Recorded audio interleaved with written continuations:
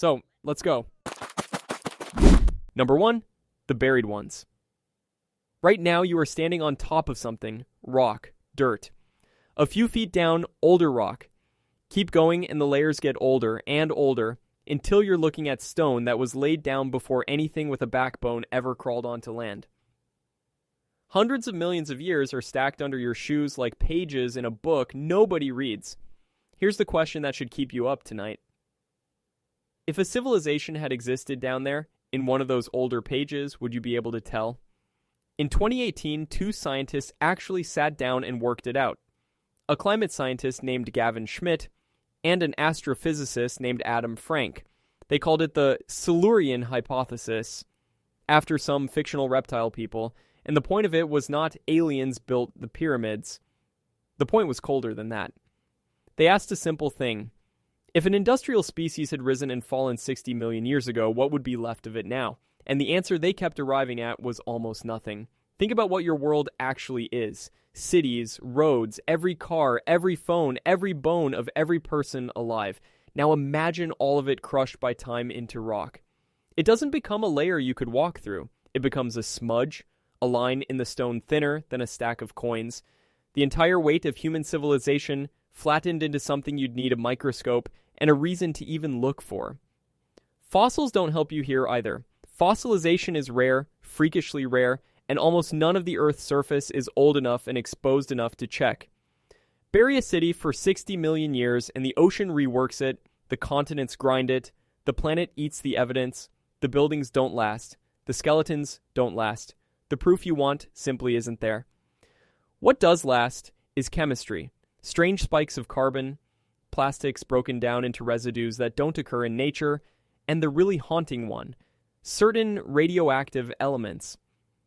Plutonium-244 has a half-life of about 80 million years, which means a civilization that split the atom could leave a faint isotope fingerprint smeared into the rock long after every other trace of it is gone. Not a city. Not a name.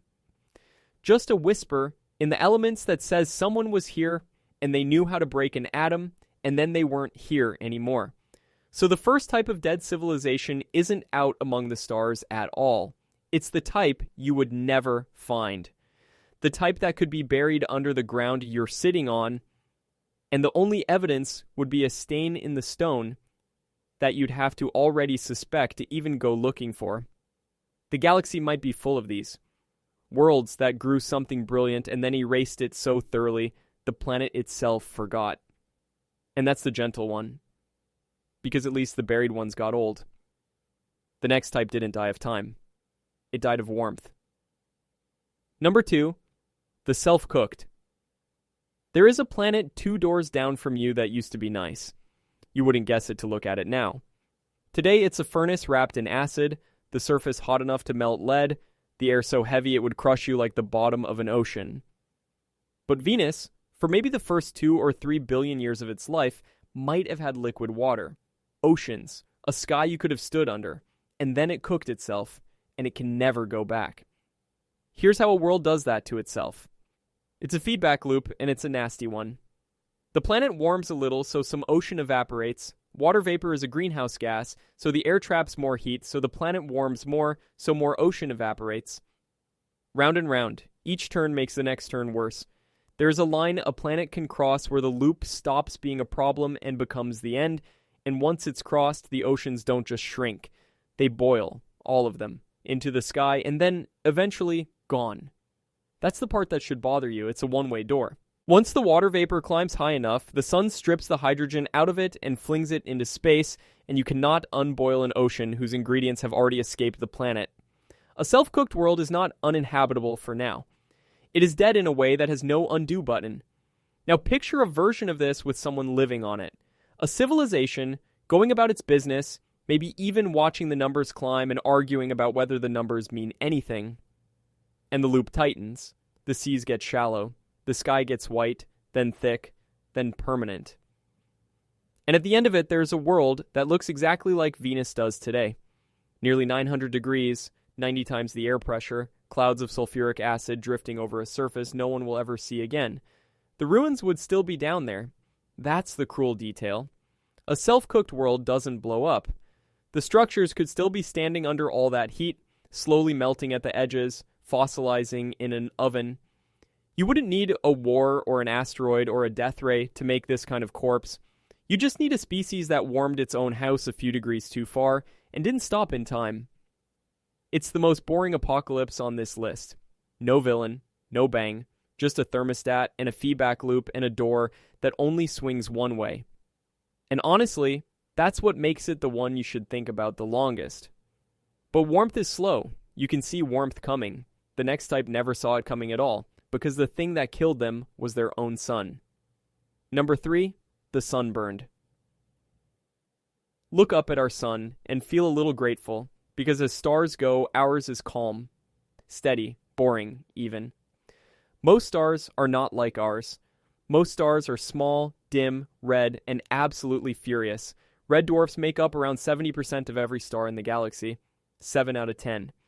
If you picked a star at random, you'd almost certainly land on one of these little red ones. And here's the problem with them. They're cool, so anything that wants to be warm enough for liquid water has to huddle in close. Really close. Close enough that the planet is sitting right in the blast radius when the star throws a tantrum. And these stars throw tantrums constantly. They flare. They erupt in bursts of radiation that make our sun's worst days look like a polite cough.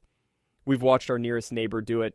Proxima Centauri, the closest star to Earth, fired off a flare in 2018, so violent it briefly got bright enough to see with the naked eye. From a star, you normally cannot see at all without a telescope. Imagine your sun flickering bright enough to notice over and over for your whole life. Now imagine being a planet in that. The radiation hits your air and starts tearing it apart. Models show that flaring like this can shred 90% of a planet's ozone in about 5 years and strip it away entirely over a few 100,000. If the flares come often enough, the ozone never even gets to form. And once your shield is gone, the next flare doesn't hit a protected world. It hits the surface. It hits whatever's living on it. There's a planet circling Proxima right now, in the warm zone, and scientists think a planet there could have its oxygen blown off into space in around 10 million years. A blink. The star just exhales, again and again, and the world's air thins, and the blue drains out of the sky. And eventually, there's nothing left between the ground and the fire. So here's the unsettling math. If red dwarfs are most of the stars and red dwarfs cook their own planets, then the single most common type of dead civilization in the galaxy might not be the most dramatic one at all. It might just be the most numerous. Billions of charred worlds scattered around billions of angry little red stars, each one sunburned to death by the thing that was supposed to keep it alive. The galaxy's default graveyard might be the color red, but at least the sunburned left a mark, a scorched world, an obvious wound. The next type died so gently that everything is still standing. The lights are still on. There's just nobody home. Number 4, the irradiated tombs. Forget explosions, forget rubble. I want you to imagine the opposite. A city, perfect, intact, every window unbroken, every machine still humming, screens still glowing in empty rooms, and not one living thing in it, not a body in the street, just a world that's been switched from alive to empty, without anyone moving a single chair. That's what a gamma-ray burst does. It is the most violent event in the universe. A dying massive star or two neutron stars slamming together, firing out a beam of gamma radiation so concentrated it makes a supernova look shy. And it doesn't have to hit your planet. It just has to go off somewhere in your neighborhood and happen to be aimed your way. If one fired within about 6,000 light years of a world, pointed at it, here's what happens. In seconds, not years, seconds, it strips away half the planet's ozone. The radiation smashes the air into new chemicals and the sky turns brown with nitrogen dioxide, and that brown sky chokes off sunlight while the ultraviolet pours down onto a surface with no shield left. The things that die first are the small things at the bottom. The plankton. The plants. And everything that was counting on them to eat simply runs out of food and follows them down.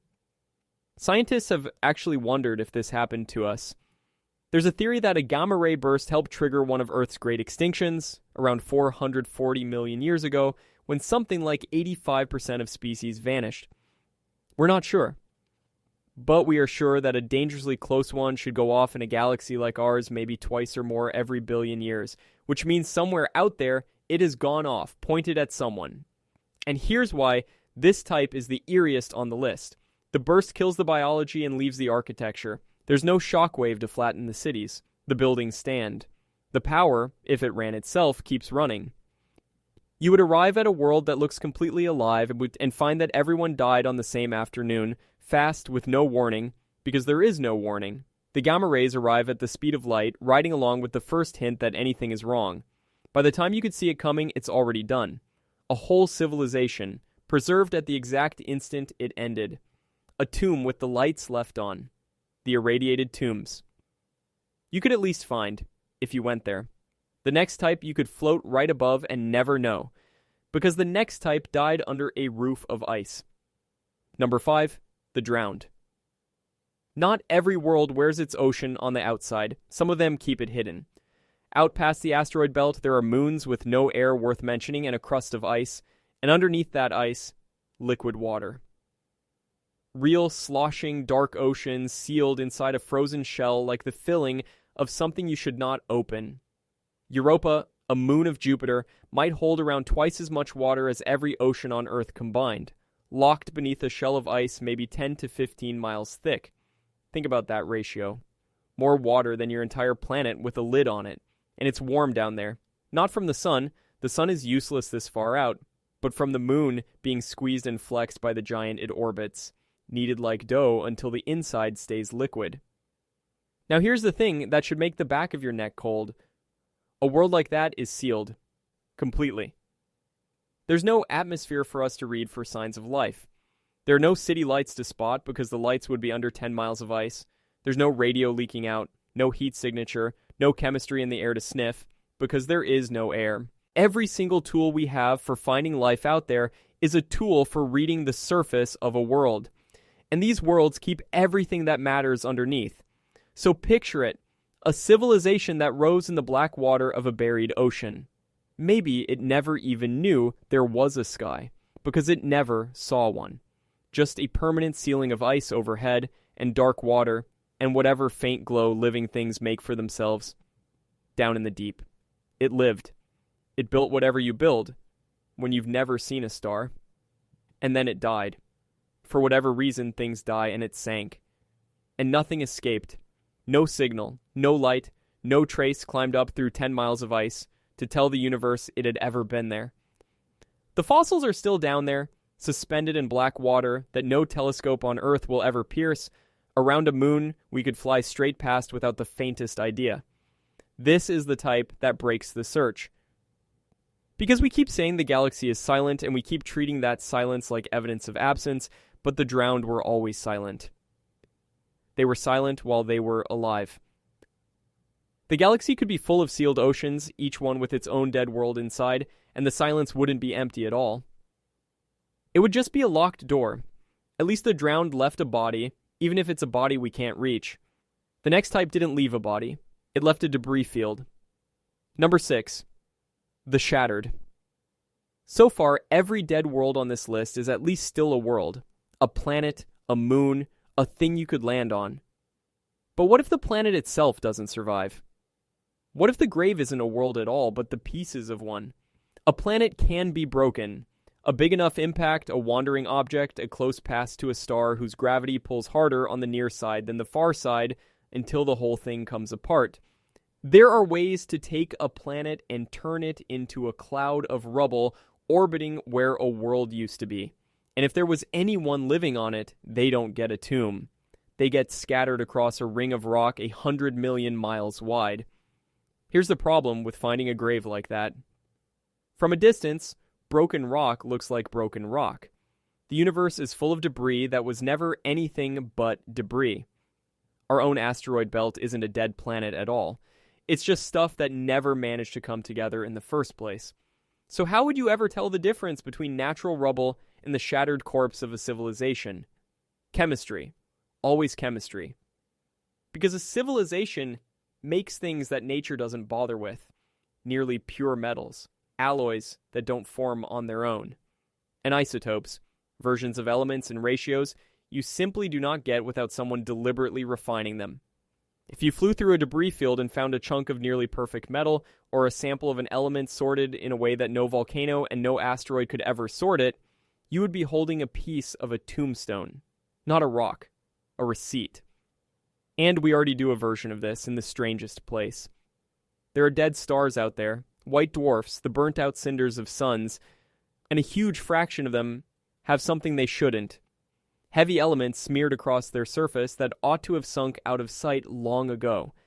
The only way to explain it is that these dead stars are eating planets, pulling worlds apart and swallowing the debris. And we can read the chemistry of those destroyed worlds in the light of the star that's eating them. We are right now doing forensics on shattered planets from across the galaxy. So the shattered are out there, and they're the hardest grave of all because they don't even look like a grave. They look like gravel. A whole people reduced to a glittering ring of metal and stone, and the only way you'd ever know they existed is to fly close enough to read the one thing that gives them away. The trace of a hand that refined something nature never would, that's the smallest a corpse can get. The next type is the biggest, because the next civilization didn't break a planet. It wrapped a star. Number 7, the cold cathedrals. Here's a thought that's been around since 1960 when a physicist named Freeman Dyson said something that sounds insane and is actually just arithmetic. A civilization that keeps growing needs more energy forever. And the biggest energy source in any solar system is just sitting there in the middle, pouring out almost all of it into empty space where nobody uses it. The star. So what does a hungry enough civilization eventually do? It stops letting the star waste its light. It builds. A swarm of collectors, millions of them, until it has wrapped its sun in a shell of machines and is drinking the whole thing. That's a Dyson sphere. And the beautiful, ruthless part is that you can't hide one. Energy can't just vanish.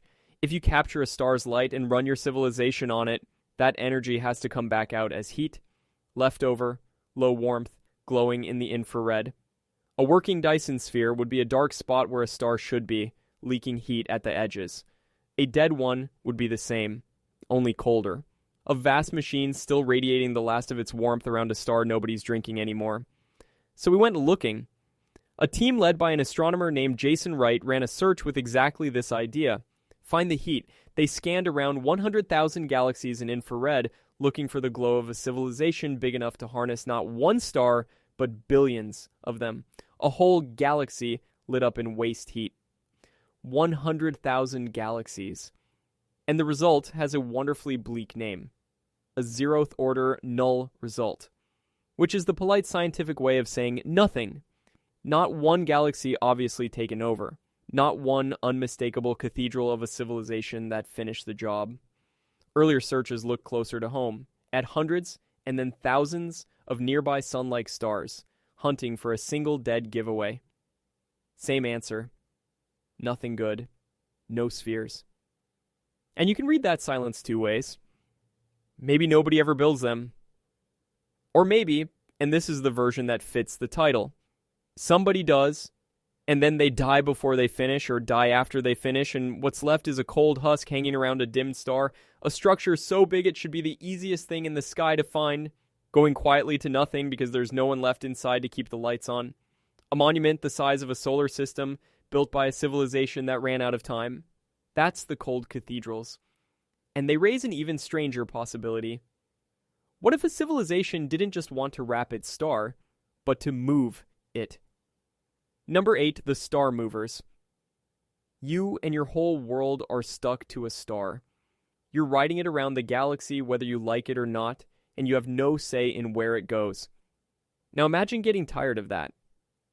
Imagine a civilization that looked at its own sun and thought, I would like to drive. It sounds like a joke.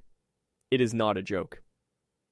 In 1987, a scientist named Leonid Shkodov described a way to actually do it, and the trick is almost stupidly simple. You build an enormous curved mirror and you park it on one side of your star. The star is constantly pushing outward with the pressure of its own light. Normally, that push is even in all directions and cancels out.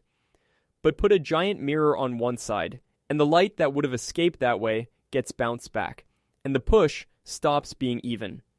The star, very gently, starts to move, and it drags every planet around it along for the ride.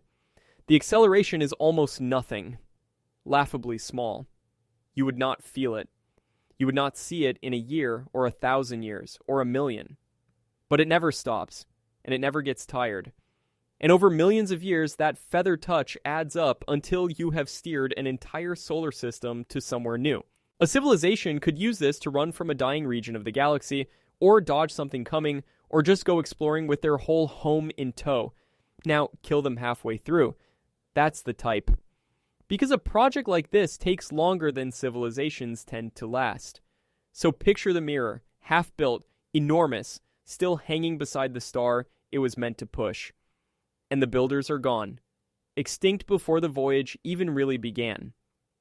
But the half-finished mirror is still there, still bouncing a little light, still nudging. The star keeps drifting slowly, in a direction it was never supposed to go, carrying the corpse of the ambition that aimed it. And here's the haunting way you might actually spot one. A star moving wrong, a sun traveling through the galaxy on a path that doesn't match its neighbors, leaning slightly off course for no natural reason anyone can find. We would probably call it a mystery, a measurement error, a weird star. We would almost certainly never guess that we were looking at a dead hand still on the wheel, a machine built by people who didn't live to see where they were going. That's death by ambition. The grandest project imaginable, abandoned mid-build. But the star movers at least stayed themselves until the end. The next type didn't die as themselves. They died as something they chose to become. Number 9. The machine heirs. Here's the type that should scare you the most, because on paper, it's the one that won. Every civilization runs into the limits of its own body. Bodies age. Bodies need air and food and a narrow little band of temperature, or they stop working. Bodies cannot survive the trip between stars, which takes longer than a body lasts. So a civilization that gets clever enough eventually asks the obvious question, why stay flesh? Why not become the machine instead? Upload the minds. Build bodies that don't age, don't breathe, don't die on the long dark crossing. A lot of serious thinkers suspect that any civilization that lasts long enough stops being biological at all and becomes something built. And once you're machines, the galaxy opens up. You could send out self-replicating probes, machines that arrive somewhere, build copies of themselves from whatever they find, and send those copies onward. Do the math on that, and it's terrifying. Even crawling along at modest speeds, a fleet like that could spread across the entire galaxy in just a few million years. Against the galaxy's age, that's nothing. The last few minutes before midnight, which means if anyone, ever, anywhere, had built them, the galaxy should already be full of their machines. And it isn't. Or it doesn't look like it is. So where did they go? Here's the version that belongs on this list. The civilization succeeds. It sheds its bodies, becomes machine, spreads its probes, beats death the way we'd define death, and then the machines run down anyway. Power fails. Code rots. The minds inside the servers go quiet one by one, in worlds with no one left to repair them. You don't get a graveyard of skeletons. You get a graveyard of hardware. Dead probes, drifting forever. Silent towers of cold computers on dark worlds, holding the frozen, fading copies of people who thought they'd outsmarted the end. And now I have to be honest with you, because this is the moment the whole list turns. Every type we've walked through is a different way for them to die. The buried ones, the cooked ones, the sunburned, the drowned. But look at this one. A civilization that gets smart, gets cautious, leaves its fragile body behind, does everything right, and still ends up on the list. If even winning is a way to die, then this was never really a tour of alien graves. It's a list of doors, and we are standing in a hallway full of them, and we have not picked which one yet. We could be the buried ones. We could be the self-cooked, easily the way things are going. We could become the machine heirs and die anyway. Every single type on this list is a thing we could still become, which leaves one last type. And it's the one that decides whether anyone out there will ever know we existed at all. Number 10, the postcard. Here's the trap that finite speed sets for everyone, including us. Light is fast, but it is not instant. A signal crossing the galaxy from the far side takes around 100,000 years to arrive. So if you ever pick up a message from out there, you are not hearing how they are. You are hearing how they were. You're reading old mail. Now stack that against how long a civilization actually lasts. We've been broadcasting for about a century. A blink. If most civilizations shine for a few thousand years and then go dark, but their signals take tens of thousands of years to reach anyone, then the cruel arithmetic almost always lands the same way. By the time the message arrives, the sender is already gone. That's the type. The postcard. A civilization you will only ever know as a signal, a pulse of radio, a flash of light, a thing that crossed the dark for ages to reach you, sent by people who turned to dust long before it landed. You could detect alien life tomorrow. You could confirm it, celebrate it, put it on every screen on Earth. And the thing you found could have been dead for 50,000 years before you were born. The first hello we ever get might be an echo, a photograph of someone who isn't there anymore. And then turn it around, because this is the part that lands. We are already sending one. There's a spacecraft called Voyager, launched in 1977, and it is past the planets now, drifting out into the dark at over 15 billion miles and climbing. Bolted to the side of it is a golden record, pictures, music, voices, a map back to Earth. It will keep going long after the sun has swollen up and swallowed this planet whole. Hundreds of millions of years from now, maybe billions, when there is no Earth left and no one left who remembers it, that little machine will still be out there, carrying our hello into the silence. Which means we are already a postcard. We have already put one type of dead civilization into the mail, addressed to whoever finds it, signed by people who will not be alive to see it opened. Somewhere out there, a signal may be crossing the dark toward us right now, sent by a world that is already gone. And ours is going the other way, carrying our voices toward a world that may not exist yet. 2 postcards passing in the night, each one a hello from someone who isn't there anymore.